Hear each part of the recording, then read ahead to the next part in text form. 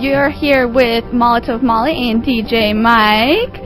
And we got a little bit of RAGBRAI information for all of you guys out there. Indeed we do. I understand they have their route planned for the 2015 RAGBRAI. That is correct. The route was just announced a couple days ago, and they have all their overnight stops announced. Are you into RAGBRAI and biking? I am. Well, I used to be an avid biker when I was a kid. That was my favorite mode of transportation, but I've never done RAGBRAI before. Have you? I did. I did one day last year with my friends, and it was terrible. It was hot, and it was hilly, and I thought I was going to pass out. It was so hard. It was really hot, so you lasted just about one day I on lasted the trail. one day. That's all I could do. We were going to maybe do two, and I was like, nope, that's not happening. Okay, so it was a really bad, sort of hot time, but what was the most enjoyable part of RAGBRAI for you? The food, for sure. At every town, there was food, and food stands, and ice cream. It was fantastic. So the ice cream, the food, makes it worth it, right? It definitely makes it worth it. I mean, it was fun, but it was hard. Indeed. So if I was to travel, I would probably go very slow and just sort of stop and eat the food. Eat the food Definitely. that was around there. Definitely. Definitely. We'll keep it here on the Edge 88.1, because up next we got XO by John Mayer. Edge 88.1, it's DJ Mike and Molotov Molly. Hello. Hello. Talking a little coffee.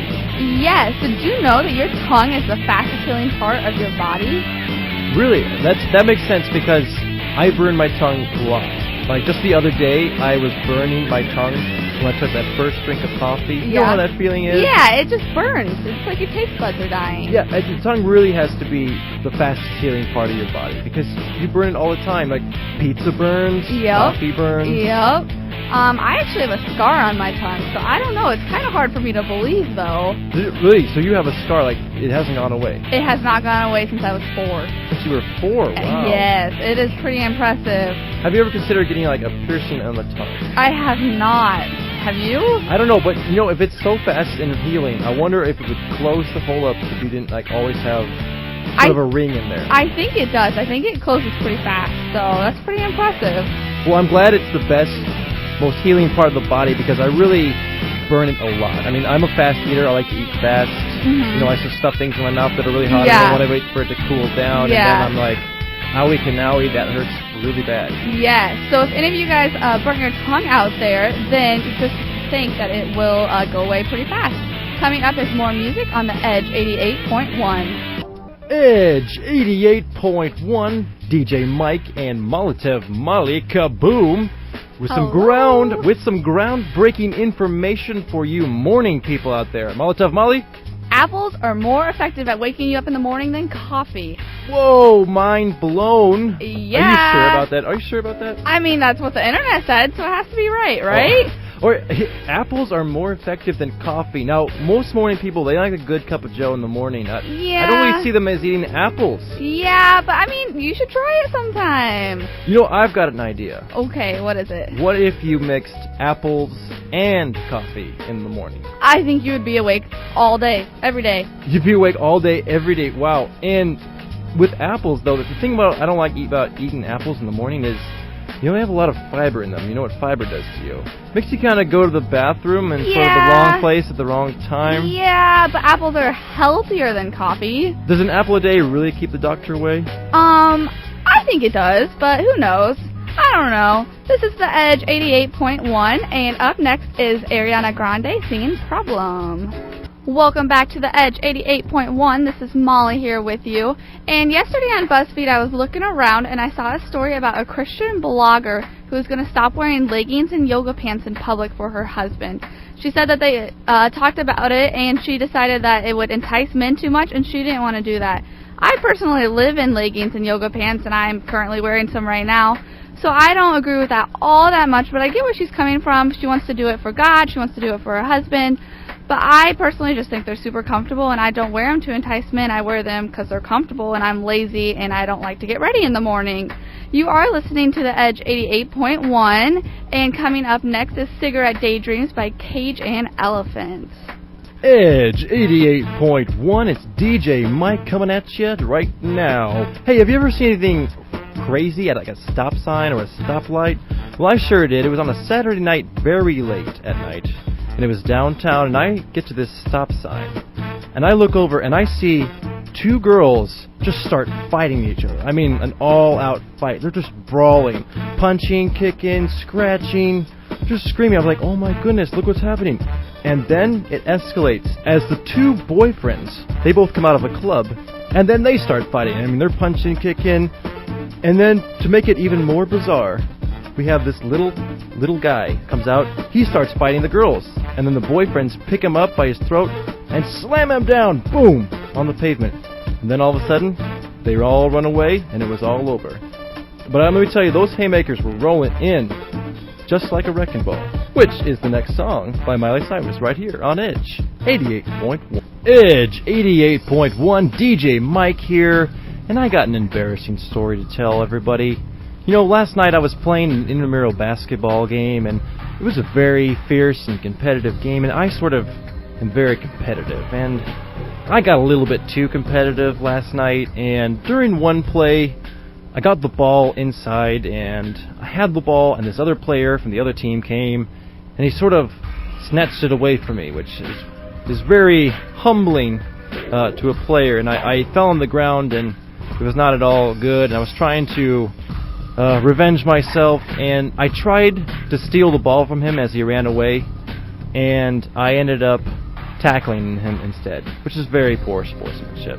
So that's something I need to work on, is my sportsmanship. More music next on The Edge 88.1. DJ Mike here, talking a little bit about Mumford & Sons. This is one of my favorite bands. They got one of their cool songs coming up, I Will Wait. Love the instrument, love the guitars, love the banjo. It's next right here on Edge 88.1. This is Molly here with the Edge 88.1, and before our next song, I just want to give a little shout out to my small town of Prairie City, Iowa, for getting voted one of Iowa's best tenderloins. And up next is a little country song from Carrie Underwood, Mama's Song. Edge 88.1's DJ Mike talking about the American Heart Association. This is a really great organization, and it really helps my grandparents in their fight against heart disease. I went with them when I was younger and went on several trips, and it was just a very helpful organization. So you can go and check out their Go Red Foundation. They have a lot of tips to help you get a healthy heart, and you can find them at www.heart.org. Here on Edge 88.1. Hi, this is Molly here with the Edge 88.1, and I'm talking about Child Serve, which is a Des Moines area nonprofit group, and they help children with special health care needs. I have a few friends that work there, and they love working there. They say it's awesome to see a child reach a new goal. They have an event coming up on February 20th, and it's a fundraiser at Climb, Iowa from 6:30 to 9, and all fundraiser money goes to Child Serve. You can check them out at www.childserve.org, and we have some more music coming up on the Edge 88.1. Dadgum, this painting blanket ain't turning into the customized t-shirt I want. Where can I find a man-made customized shirt? Bobby Joe, you must go to the Raygun in downtown Des Moines. Raygun? Of course! They have all kinds of merchandise with catchy slogans, and you can even customize your shirts. They had just moved to 505 East Grand Avenue in the East Village. Yeehaw! I'm heading to this Raygun.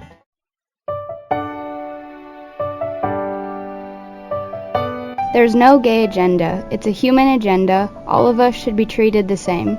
Long live love. I am 21 years old and I am openly gay. I'm openly gay and I'm 20 years old.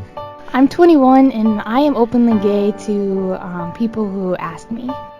It was really nerve-wracking, like one of the hardest things I've ever done. I sat her down, I thought about it all day, like what to say to her, how to say it. And I went home for the weekend and I sat my mom down and I just explained to her like you know that I have a lot of friends that are girls, but some of them I like more than just friends. It was kind of hard for my mom at first and my stepdad. Like they had a rough time with it, but now, like my junior year, probably like a year later, they've came around and they're really supportive. I actually told my mom over the phone, but I told her, I just told her I was gay, and she like got pretty upset. but time heals everything, kind of. And I think for her, it was just kind of like a shock to her. I don't think she had any idea what she's getting used to it. And talking to other people and her talking to me about it helps her understand it more. I met this girl and I really just wanted to tell my parents about her because I knew that this is who I was and I wanted them to be as happy as I was at the time. And my mom throughout high school was like, if you're gay, you can tell me, we accept that, that's fine. We're here for you. And I would always get worked up and I'm like, I'm not gay. And I would always start crying and my mom was like, okay, just throwing it out there, because she obviously knew, but I wasn't ready to come out to myself yet either.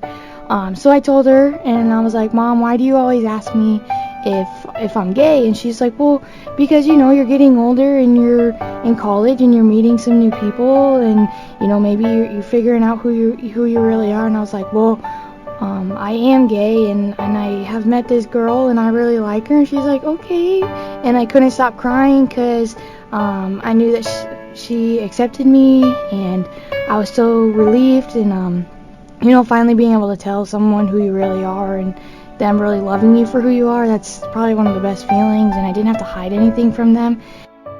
You do choose to act upon how you feel.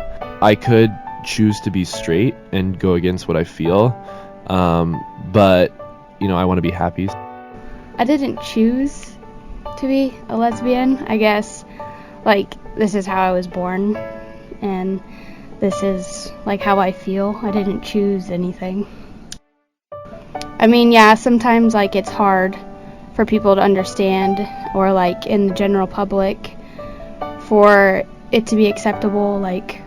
Sometimes I'm hesitant if I'm with someone else. I'm hesitant around children or just older people because I don't know how they'll feel. So sometimes I think about the other person, how they'll feel, so depending on how I'll act. No, I've never wished I wasn't gay. At times, sometimes it's just different. You never know how people are going to take it when you tell them. But otherwise, I love who I am. I love who I've become. I hope that more people accept gay marriage, because it's not right when because you literally can't get married to them. How would you feel if I took your happiness away? Who is it to come into my life and say I can't do something when you don't even know me? There's always people oh wow, you're not as gay as I thought you would be, and I don't really know how to take that. I don't know if it's a compliment. But I do think there are stereotypes. But as time is going on, I think people are breaking those stereotypes. Pride is a thing, and it's a cool thing. But at the same time, there's not celebrations for being straight. So I just hope in the future that being gay is just something that's just normal, and that no one has to look down upon people, or there doesn't have to be a battle for gay people having rights. It's just everyone has rights no matter what sexual orientation they are. Be who you want to be, love who you want to love, do what makes you happy.